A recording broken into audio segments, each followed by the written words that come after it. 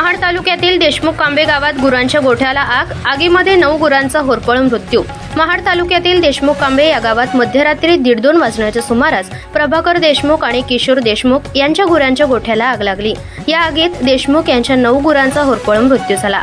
या आगीत संपूर्ण गोठा जळून खाक झाला असून आगीचे कारण अद्यापही समजू शकले नाही। आगीत भाजल्यामुळे मृत्युमुखी पडणाऱ्या गुरांना पाहून मालकांच्या कुटुंबियांनी हमरडा फोडला आहे।